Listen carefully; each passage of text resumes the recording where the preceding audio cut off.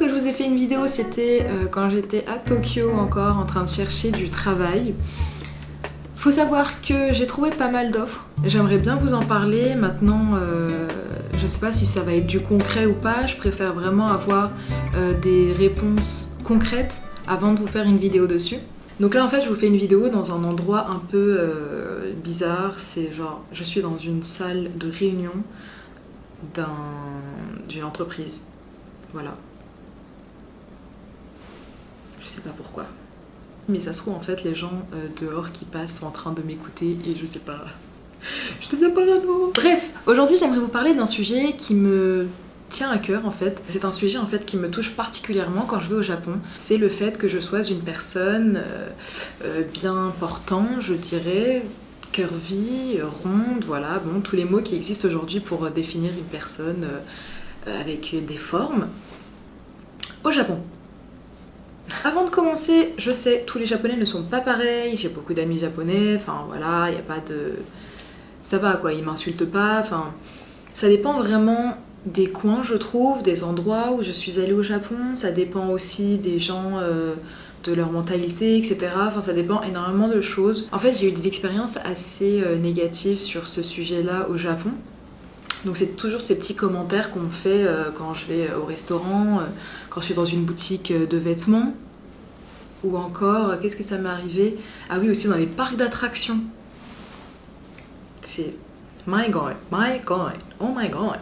Donc déjà pour commencer, j'aimerais vous parler un peu du sujet en globalité. En gros, au Japon, comme tout le monde le sait, on n'a pas forcément, comme en Occident ou dans d'autres pays, du monde, dans d'autres continents du monde, on n'a pas forcément beaucoup de personnes avec des morphologies très différentes. On n'a pas beaucoup de femmes avec des formes, des femmes curvy. Les hommes aussi, il y en a très peu. Enfin, les hommes curvy, je veux dire, chubby, voilà. C'est aussi quelque chose qu'on me demande souvent, comment je fais pour vivre au Japon alors que je suis une personne grosse. Ouais, on me l'a déjà dit. Ouais, mais t'es grosse, tu fais comment pour vivre au Japon? Alors déjà, maintenant on dit curvy, on dit pas grosse. Non, je rigole, plus sérieusement. Moi ça me dérange pas voilà, que les gens posent des questions comme ça, c'est pas comme si ça allait changer quelque chose à ma vie. Mais il faut savoir, c'est vrai qu'au Japon, il n'y a pas beaucoup de personnes rondes. Voilà, mais il y en a quand même, C'est juste qu'il n'y en a pas beaucoup comparé à d'autres pays, c'est tout. Rien de plus. Donc en fait, ce qui est compliqué au Japon pour des personnes avec des formes, c'est de trouver par exemple des vêtements. C'est assez compliqué, on trouve pas par exemple, on n'a pas de vêtements grande taille. Je connais quelques marques par exemple qui vendent des grandes tailles au Japon, ou une marque qui est spécialisée aussi dans les grandes tailles. Mais sinon, à part ça, on n'en trouve pas. Après, faut se rediriger vers les marques internationales du genre H&M. J'aimerais vous parler de mes expériences par rapport à ça, enfin des remarques qu'on a pu me faire au Japon, par rapport à mon poids, par rapport à mes formes. Donc, juste, je suis pas complexée par mon corps. J'ai pas forcément de complexe, mais le Japon a réussi à me... Comment dire? Le Japon a réussi à me sentir quand même assez mal à l'aise par rapport à mon corps, par rapport aux autres, par rapport au regard des autres au Japon. Ça a été compliqué. Après voilà, maintenant aujourd'hui... ça me dérange pas plus que ça, bon je suis au Japon, ça fait quoi, c'est pas très... Enfin c'est pas un problème quoi. Donc, comme je vous disais, à mon premier voyage au Japon, j'étais allée, c'était dans un parc d'attractions. J'étais allée, je sais plus, c'était à Marineland, un truc comme ça, je sais plus comment ça s'appelle en fait. Non, ça s'appelait même pas Marineland, je raconte n'importe quoi. C'est quoi le truc? Aqualand? En gros, c'était un truc avec l'eau, donc on était tous en maillot de bain, bien sûr. Donc moi j'étais avec mon maillot de bain, normal, c'était un 2 pièces, tranquille. Et en fait, je vais dans une attraction avec mes potes. Et juste derrière nous, il y avait 2 japonaises qui ont commencé à parler sur moi. Ce qu'elles ne savaient pas à ce moment-là, c'est que je comprenais le japonais. Voilà. Donc en fait, elles ont commencé à dire « Waouh, son corps me fait peur. Non mais comment on peut être aussi... grosse, aussi énorme. » Donc en fait moi je me suis juste arrêtée à son corps me fait peur. Kawaii. j'étais choquée. J'étais vraiment choquée du fait qu'elle puisse dire ça. C'est vrai, en plus c'était mon premier voyage au Japon, donc j'avais pas forcément ces... Comment dire ces idées en tête du genre ouais les Japonais ils aiment pas les étrangers, ouais les Japonais ils aiment pas les personnes rondes, etc. Enfin voilà, je pensais pas forcément à ça, mais du coup quand elles ont dit ça, je me suis quand même retournée pour leur faire comprendre que je comprenais le japonais, que ça se faisait pas d'un côté de dire ça, donc elles se sont excusées. Mais sinon, ça retire pas ce qu'elles ont dit, quoi. Après, c'est vrai que ça m'est arrivé aussi dans les onsen, donc dans les bains publics. Quand je vais dans des bains publics, en fait, où il y a plutôt des jeunes, c'est vrai que les femmes regardent mon corps. Après, je pense que c'est un peu normal, puisque voilà, je suis aussi une étrangère, ils ont pas forcément l'habitude dans certains endroits.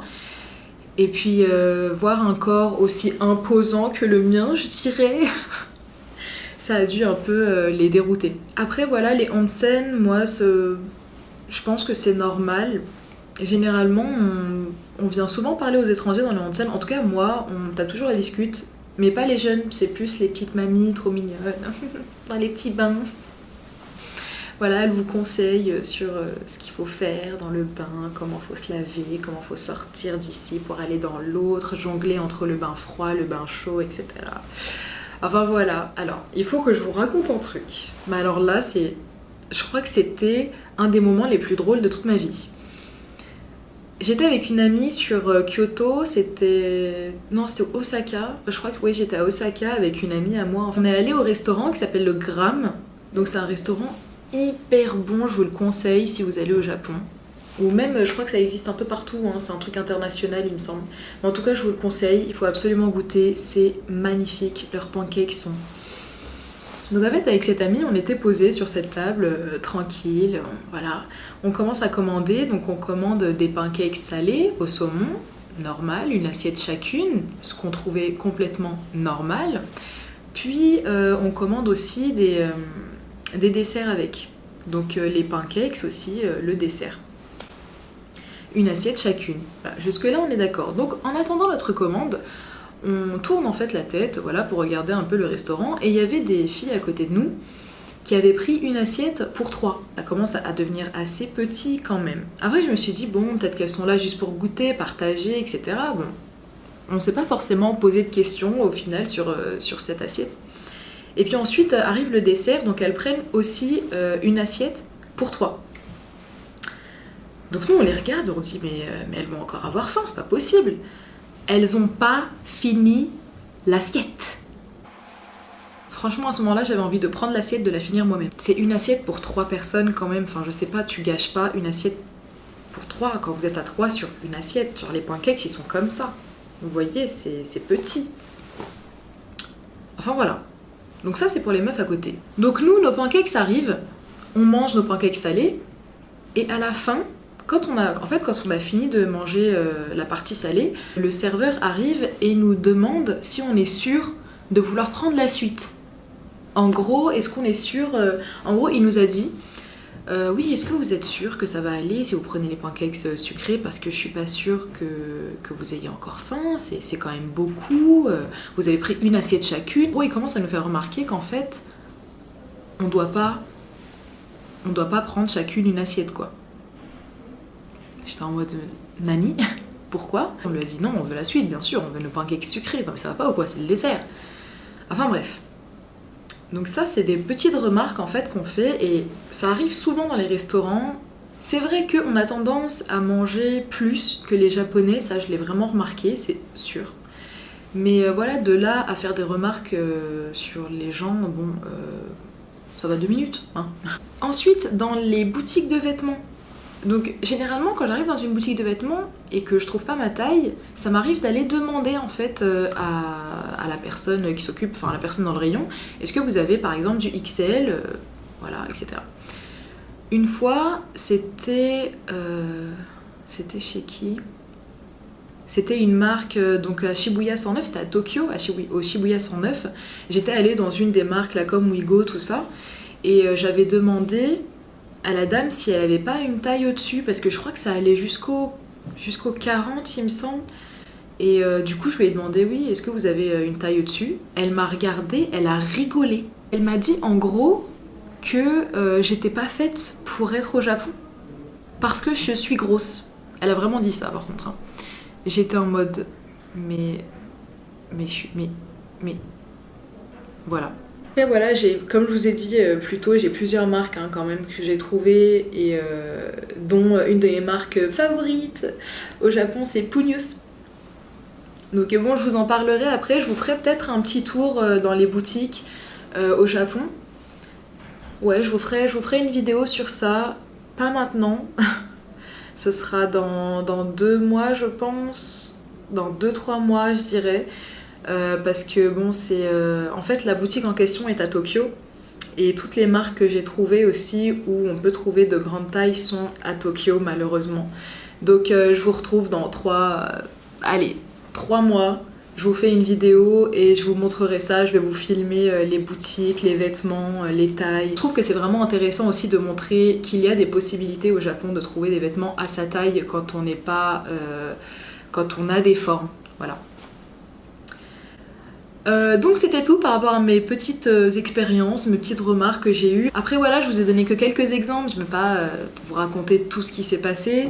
Ensuite il y a aussi les gens, hein, bien sûr, les gens qui forcément ne vous regardent pas correctement, ou des gens qui peuvent aussi vous insulter, du genre ouais t'es grosse, blablabla. Bon, on se croirait genre en primaire quoi les gars. Bon. Mais c'est pas grave, des fois je peux comprendre certains jugements, et puis des fois ça m'énerve. Donc voilà, c'était tout pour aujourd'hui, j'espère que ça vous a plu. Donc voilà, si vous avez des questions, n'hésitez pas, toujours, je suis là, je suis joignable. Vous pouvez commenter, m'envoyer un DM ou m'envoyer un message sur Instagram, comme vous voulez. Sinon, à part ça, je suis désolée du délai de vidéo, j'ai eu tellement de choses à faire en fait, entre la recherche de taf, je suis en train de faire aussi mon visa, je suis en train de constituer le dossier de mon visa. Donc ça, ce sera la prochaine vidéo sur la constitution du dossier pour le PVT Japon. C'est pas compliqué, mais c'est tricky un peu. Bon bah je vous dis à plus, matane.